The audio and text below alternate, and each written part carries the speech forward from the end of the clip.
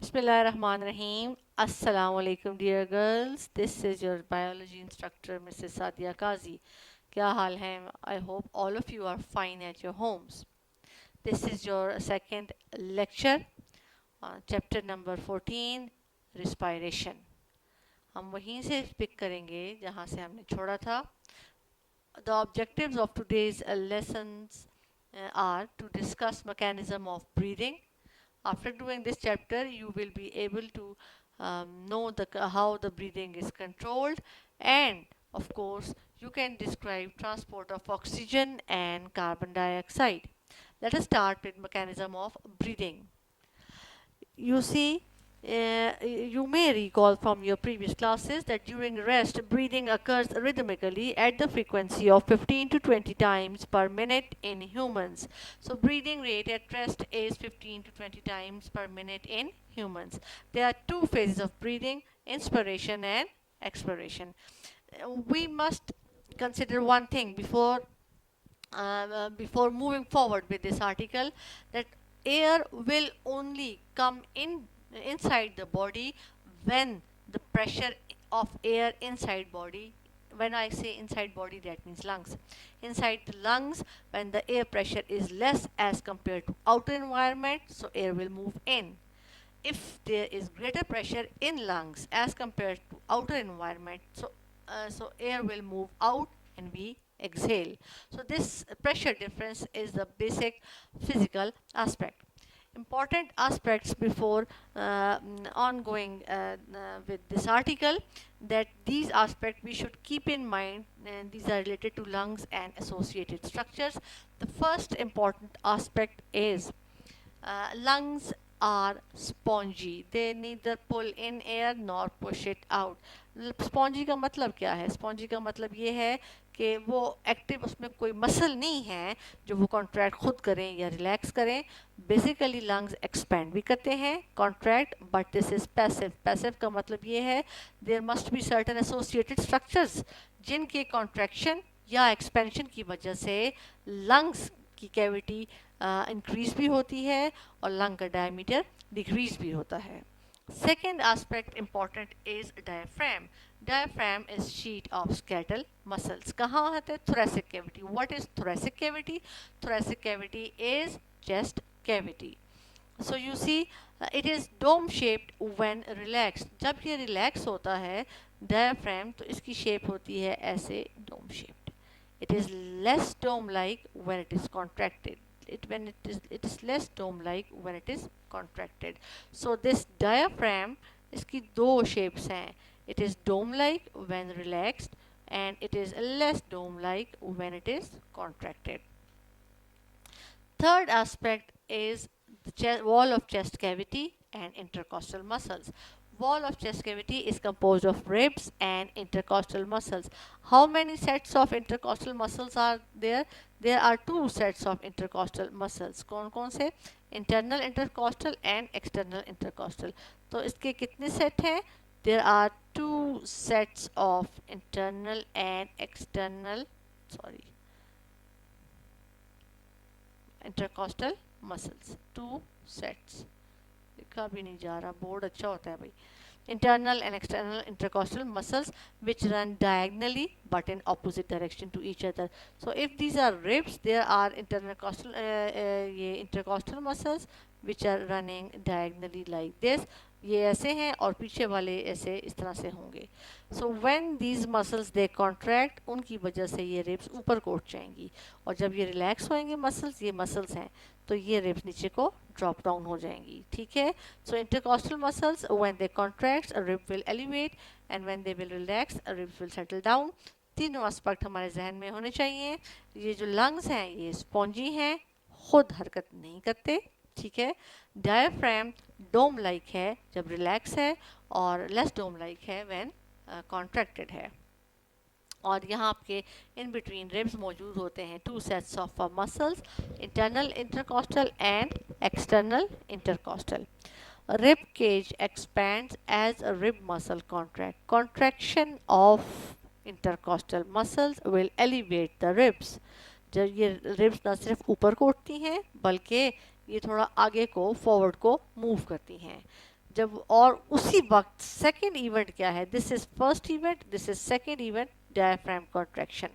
Inspiration में दोनों की कॉन्ट्रैक्शन है, रिब के मसल्स की भी और डायफ्राम की भी, दोनों की वजह से। अब ये जब जिस वक्त डायफ्राम कॉन्ट्रैक्ट करता है तो ये नीचे आ जाता है, floor of chest cavity moves down, rib cage it moves up and forward. दोनों इवेंट्स का कंबाइंड रिजल्ट ये है कि प्रेशर इनसाइड लंग डिक्रीजेस। जब ये प्रेशर डिक्रीज होता है, outer air will move in, this is how we inspire.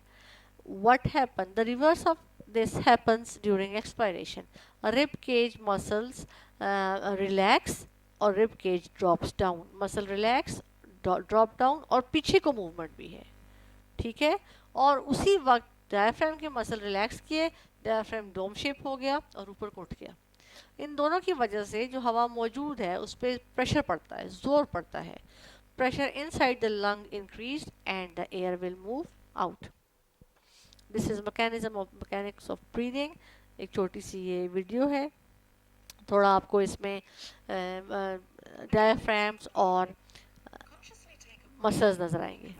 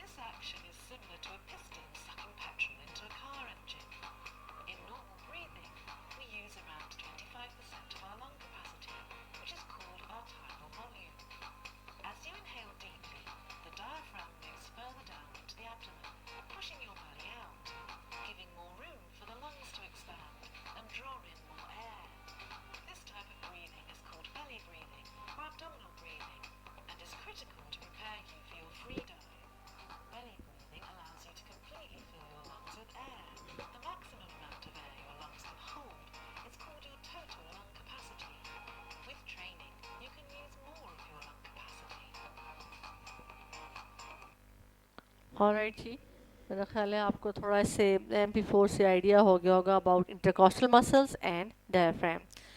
Let's go ahead with certain definitions which are very important. Respiratory volume और pulmonary volume same thing, दोनों एक ही चीज़ें हैं.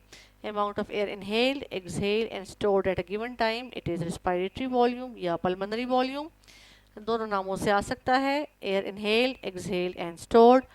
Lung volume is the amount of air lungs are capable of occupying. This is lung volume. Tidal volume, amount of air moved in and out with each breath. पता नहीं आपको मालूम है या नहीं कि कुछ ऐसी हवा होती है रेजिड्यूल एयर जिसको कहते हैं, वो हमारी इंस्पिरेशन और एक्सपिरेशन के दौरान एक्सचेंज नहीं होती, वो लंग के अंदर परमानेंट एक तरह से रहती है. तो अब जो टाइडल वॉल्यूम है वो हवा है जो it move in and out with each breath, that is 500 millilitre at rest. लेकिन अगर हम if we inhale deeply, this is vital capacity, maximum volume that can be inhaled exhaled during single breath. तो अगर forced inspiration या deep breath हम लें तो तकरीबन 3000 ml एयर हम ले जा सकते हैं. इसीलिए कहते हैं एक्सरसाइज के दौरान आप इन डीप इनहेल करें या बाहर जाएं सुबह की हवा में तो ताज़ा हवा को डीपली अंदर लाएं. देखें रेस्ट पे सिर्फ 500 ml हम हवा ले जा रहे हैं, लेकिन अगर हम डीप ब्रेथ लेते हैं तो हम कितनी हवा लेके जाते हैं, 3000 ml. सो ये जो कि सारी हैं डेफिनेशंस बहुत इंपॉर्टेंट हैं from exam point of view as well as from your viva जो एग्जाम में पूछते हैं. Lung volume, tidal Alright, girls, let's see how oxygen is transported within bodies. Oxygen, approximately 97% of oxygen travels in body as oxyhemoglobin. Hemoglobin molecule combines with four oxygen molecule to form Hb4O2. The reaction is catalyzed by the enzyme carbonic anhydrase. The ability of hemoglobin to bind with oxygen is called oxygen carrying capacity. So this is oxygen carrying capacity. तो 97% oxygen जो है वो red blood cell में as oxy haemoglobin जाती है. 3% जो है सिर्फ वो जाती है डिजॉल्व ऑक्सीजन इन प्लाज्मा. सो ये आपको मैं बता दूं कि HB और O2 का ये रिवर्सिबल रिएक्शन है. ये जब टिश्यूज तक पहुंचता है तो ये जो ऑक्सीजन है that is released from haemoglobin और ऑक्सीजन सप्लाई हो जाती है. सो transport of oxygen is by two methods as oxyhemoglobin 97% and dissolved in plasma. So this is transport of gases. Again another slide. Ability of hemoglobin to bind with oxygen is called oxygen carrying capacity. तो थोड़ा सा ये ऐसे चले. Coming on to transport of carbon dioxide. ये थोड़ा सा बेटे आपको समझना पड़ेगा. कार्बन डाइऑक्साइड ब्लड में बेसिकली तीन तरीकों से जाती है. उनमें से पहला हम कर रहे हैं as bicarbonate ions. Approximately 70% of carbon dioxide is carried in blood as bicarbonate ions. Carbon dioxide diffuses into blood, enters into RBC. तो कार्बन डाइऑक्साइड जो टिश्यूज में बन रही है सेलुलर रिस्पायरेशन में, it is entering into red blood cell. So the reaction occurs there. Carbon dioxide quickly reacts with water molecule under enzyme carbonic anhydrase. क्या बन गया? Carbonic acid. H2CO3 is carbonic acid. तो ये reaction बहुत important है. Carbon dioxide water कहाँ हो रहा है? This is into RBC. पहला रिएक्शन कहाँ हो रहा है? RBC में कार्बन डाइऑक्साइड रिएक्ट कर रही है वाटर से. अब कार्बोनिक एसिड जो आप केमिस्ट्री जानते ही हैं, it is highly unstable. It quickly dissociates into hydrogen ions and a bicarbonate ions. तो ये रिएक्शन किधर हो रहा है? Into RBC. Hydrogen associates with haemoglobin to form haemoglobinic acid. अब ये जो हाइड्रोजन आइंस है ये वाला, ये it quickly react with haemoglobin to form haemoglobinic acid. ये जो आपकी ये है Hb4O2 जो ऑक्सी हीमोग्लोबिन है, इसने फ़ौरन ट्रैप कर लिया हाइड्रोजन का मॉलिक्यूल.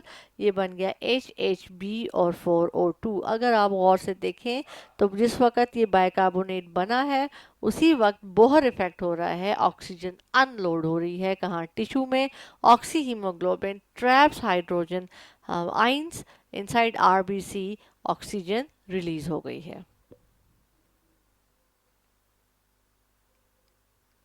अच्छा जी, अब ये देखें RBC में कार्बोनिक एसिड बना. ठीक है, कार्बोनिक एसिड बाइकार्बोनेट BRBC में है और HRBC में ही है, लेकिन ट्रैप हो गया है हीमोग्लोबिन के साथ. अब what is happening to this bicarbonate ion? This bicarbonate ion, it moves out of RBC into plasma. HCO3 diffuse out into plasma. H जो मैंने बताया था इनसाइड रह जाएंगे. अब चूंकि हाइड्रोजन अंदर रह गया हीमोग्लोबिन वाला, तो RBC gains a positive charge. RBC पे क्या चार्ज आ जाएगा? पॉजिटिव, क्योंकि नेगेटिव जो है वो डिफ्यूज आउट हो गया इनटू प्लाज्मा. अब चूंकि पॉजिटिव चार्ज RBC पे आएगा, it will attract chloride ions. Chloride ions अंदर आएंगे चूंकि HCO3 मूव हो. अच्छा, ये आपको एक बात बता दूं कि ये जो डिफ्यूजन है, फैसिलिटेटेड डिफ्यूजन, ये the exchange of anions as blood travel through capillary is called chloride shift और हैम्बर्गर्स फिनोमेना. ये जो क्लोराइड अंदर आ रहा है और बाइकार्बोनेट आइन बाहर जा रहा है, ये एक प्रोटीन मौजूद होती है on the cell membrane of RBC जो इस ट्रैवल को आने जाने देती है. इसको कहते हैं बाइकार्बोनेट क्लोराइड कैरियर प्रोटीन. तो बाइकार्बोनेट क्लोराइड कैरियर प्रोटीन की वजह से बाइकार्बोनेट आरबीसी से बाहर आ गया और क्लोराइड उसके अंदर चला गया। फिनोमेना को हमने क्या कह दिया? This is called chloride shift और हैम्बर्गर्स फिनोमेना। अब chloride inside RBC react with potassium to form potassium chloride, और जो बाइकार्बोनेट प्लाज्मा में था वो क्या बन गया? सोडियम बाइकार्बोनेट, बफरिंग हो गई। ठीक है, अब क्या होगा? ब्लड ट्रेवल करता हुआ लंग्स तक आ गया है। ठीक है, लंग्स में मौजूद है डीऑक्सी हीमोग्लोबिन, जिसमें ऑक्सीजन तो नहीं थी लेकिन हाइड्रोजन थी। It quickly converts into oxy haemoglobin with release of H. H को इसने क्या करना है? चूंकि हीमोग्लोबिन की अफिनिटी ऑक्सीजन के साथ बहुत ज़्यादा है। आई am repeating it again class. Haemoglobin have a greater affinity with oxygen as compared to hydrogen. So it will release hydrogen into RBC quickly. It attach itself with oxygen molecule. What is happening to this H? अब वहाँ ही चलता चलता आ गया bicarbonate ions from at it. अब चूंकि ये फर्क है, अब ये क्या करेगा? Attract bicarbonate ion from plasma to plasma, दोबारा रिएक्शन होगा, कार्बोनिक एसिड बन जाएगा। कार्बोनिक एनहाइड्रेज वहाँ मौजूद है। चूंकि कार्बन डाइऑक्साइड का प्रेशर लंग्स में कि लंग्स की एयर में, एनवायरनमेंट जो इंस्पायर्ड एयर है, कार्बन डाइऑक्साइड कम है, ब्लड में ज़्यादा है, तो क्या होगा? ये कार्बोनिक एनहाइड्रेज बाइकार्बोनेट को ब्रेक कर देगा into carbonate and hydrogen ions. Again I am repeating class. carbonic anhydrase under low partial pressure of carbon dioxide, जैसे ही लंग्स में पहुंचता है, हवा इंस्पायर्ड है, उसमें जो कार्बन डाइऑक्साइड है वो कम है as compare to blood. So this carbonic anhydrase will quickly break carbonic acid into carbon dioxide and water. अब क्या होगा? Carbon dioxide release out. ये सिंपल फिगर है। I would like you to draw it, I would like you to draw it on your notebooks. अपने question को अपनी book वाले figure के बजाय ये बनाएं, ये बहुत अच्छा फिगर है। देखें जी, cell metabolism, carbon dioxide produce, carbon dioxide tissue से, अब ये कैपिलरी की लाइनिंग है, कैपिलरी की लाइनिंग से अंदर आ गई। ये क्या है जी? आरबीसी है। कार्बन डाइऑक्साइड रिएक्ट कर रही है वाटर से bicarbonate carbonic acid quickly breaks into bicarbonate ion and hydrogen. ठीक है, अब bicarbonate diffuse out into plasma, और ये जो हाइड्रोजन है ये Hb के साथ लग गया, डीऑक्सी हीमोग्लोबिन। चूंकि ये क्लोराइड बाइकार्बोनेट प्रोटीन से ये बाहर आ रहा है, उसी वक्त ये क्लोराइड के आयंस अंदर जाएंगे। ठीक है, अभी ये आरबीसी चलता चलता कहाँ पहुंच गया? लंग्स में पहुंच गया। लंग्स में क्या हो रहा है कि अब फटाफट वो जो एच बी था उसने हाइड्रोजन अपना वापस कर दिया। इस हाइड्रोजन ने अपना बाइकार्बोनेट बाहर से खींच लिया, क्लोराइड बाहर चला गया, बाइकार्बोनेट आयन बन जाएगा। पार्शियल प्रेशर कार्बन डाइऑक्साइड का कम है। what is happening? Carbonic acid is broken down into carbon dioxide and water. Carbon dioxide is released into atmosphere, into cavity of lungs.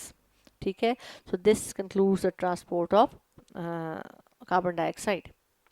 ठीक है, दूसरा तरीका जो हम कर रहे हैं, small amount of carbon dioxide is transported by haemoglobin molecule in the form of carbamino haemoglobin. Please class, आपकी बुक में कार्बोक्सी लिखा हुआ है, कार्बोक्सी नहीं होता। कार्बोक्सी जो रिएक्शन है वो कार्बन मोनोऑक्साइड के साथ है, जहन में रखें।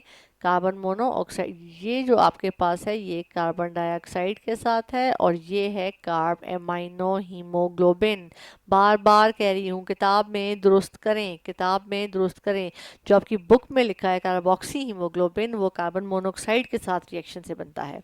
ठीक है, only 7% of carbon dioxide is carried dissolved in plasma. ठीक है, ये 23% इस तरह जाती है, और जो ज़्यादातर है वो बाइकार्बोनेट के फॉर्म में जाती है। तो class, this is the today's article assignment. Write down the steps involve in transport of carbonate as bicarbonate ion.